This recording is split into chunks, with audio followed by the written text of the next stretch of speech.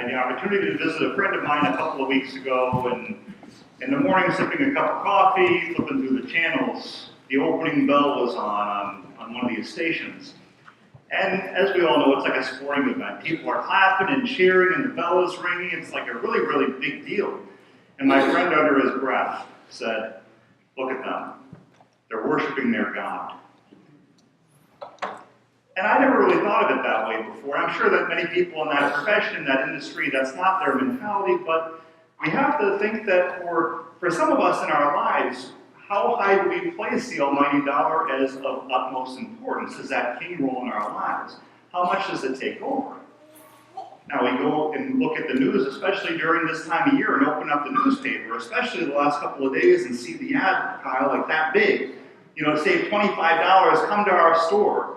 And the lines, and people trampling each other, and people that go to stores on those days. I mean, if somebody come up to me this morning and say, it was just ridiculous, I will never go again. The worship of the almighty dollar and the consumerism that we have, especially at this time of year, takes precedence. Christ, the King of the universe, though, is what we celebrate today. And still on the news, we're called to take sides on political things. We make so many other things the most important. The kingship role in our lives, or how big the iPhone 10 screen is, or what the resolution is. That's what our minds are so consumed at this time of year. But we read in the gospel what Christ, King of the universe, is all about. When did you see me naked and clothe me? When did you see me hungry and feed me? When did you see me in prison and visit me? There was one article that many of us miss, though, in the midst of everything going on when we turn on the news. I'm sure many of you may have seen the story of a young woman who was driving down the road and ran out of gas. And when she ran out of gas, a homeless man started to approach her.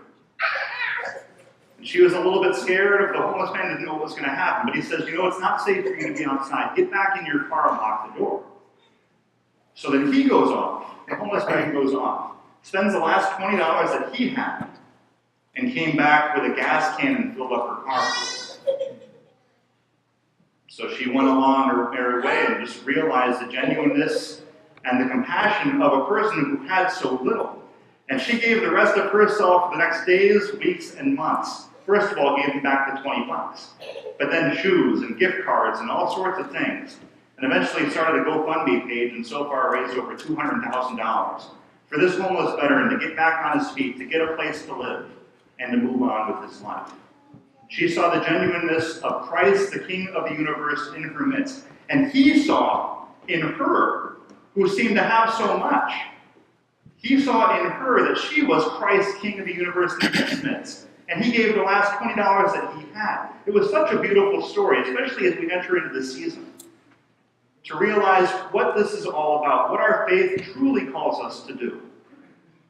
Because we have so many blinders on all sides when we turn on the TV or open up the news of what's truly important right now. And it means nothing at the end of the day. We know Christ, the King of the universe, who we come here in worship. Jesus Christ, who walked the face of the earth. Number one, his disciples abandoned him.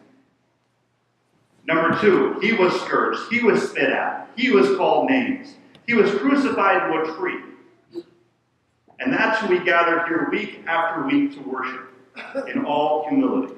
Because we know following him and his promise of eternal life brings the most joy, is the most life-giving opportunity that any of us could ever have. It's not about the iPhone. It's not about taking sides on political things.